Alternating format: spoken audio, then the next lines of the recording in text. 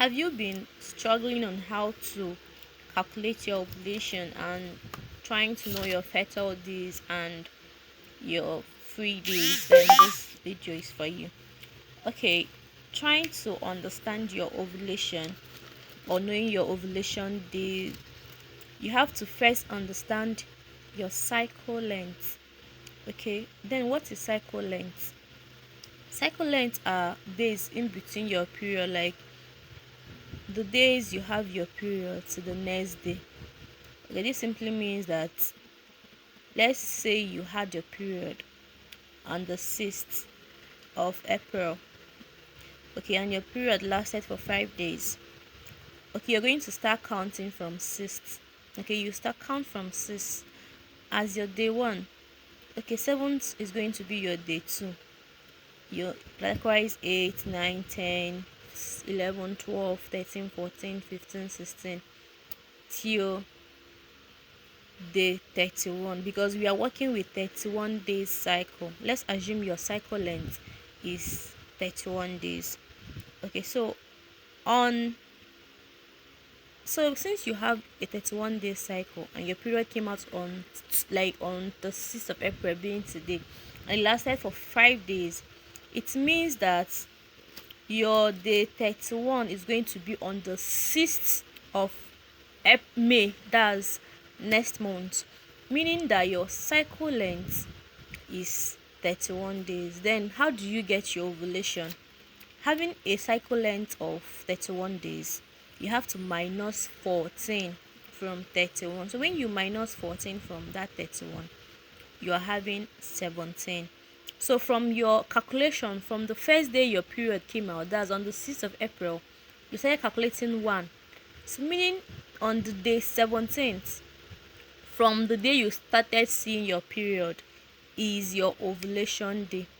And mind you, this ovulation day is not certain. It's not like authentic that you must ovulate on the 17th of April. So we have this formula we use in calculating it. So if after getting your cycle length, you now have to minus 14 from your cycle length, so giving you your ovulation day. So you have to do something called plus or minus 2. What does this mean? It means that on that day 17 that happens to be your ovulation day, you have to plus 2 and minus 2, meaning you are supposed to add the you also add the 16th and the 17th. You understand? You add the 16th, the 15th, then after 17 you also add the 18 and the 19. The meaning that your ovulation days is now 15, 16, 17, 18, 19. That's the 15, the 16, the 17, the 18, the 19, meaning that your ovulation can actually occur on any of these days. You understand? So another important thing to note is, since your period ended on the 10th, that's your day 5th of your period. It started from 6th and ended on 10th, which is your day 5th. Okay, trying to understand your fertile days, people have different school of thoughts anyway. From that plus or minus 2 you did on your ovulation day, you can now still count 5 days backward, meaning you're starting to count from 15th, 14, 13, 12. Okay, so 12 and 11th, meaning from the 11th to the 19th is your fertile days. Okay, so you have to remember that the human sperm lasts from 3 to 5 days. So if maybe you had an intimacy with your spouse and your fertile, maybe you had something to do with your husband on the, maybe your period finished on 10th and you had sex on 12th or 13th, there is possibility that you're going to get pregnant, because this sperm lasts for 3 to 5 days in your body, and this sperm might still be in your body when you start ovulating or during your fertile days. So there is every possibility that you are likely to get pregnant. Okay, I hope this makes sense. Okay, then there is some important thing to note. Okay, before I talk about 21 days cycle, some persons have this mentality that, oh, I always have irregular period, my period are not steady, this and that. And when you start having a conversation with them, you realize that their menstrual length happens to be maybe on 21st, maybe it happens to be 21 days cycle, 23 days cycle, 25 days cycle, or even 30 days cycle, and they're telling you that it's irregular. No, that's not the truth. When you can say your periods are irregular is when is less than 21 days or greater than 35 days. If maybe you had your period on, maybe you saw your period today, that is 6th, and your cycle length happens to be like 21 to the next day of your period, to the day of your next period, like the month of your next period, and you calculate that it happens to be 22 days, and maybe next month it was 30 days, the other month it was 25 days, it doesn't mean your period is irregular. It's still within the normal range. Okay, so but when you have a cycle length less than 21 days or greater than 35 days, you may have to see a doctor for that. But there are so many reasons associated with cycle length, with varying cycle length.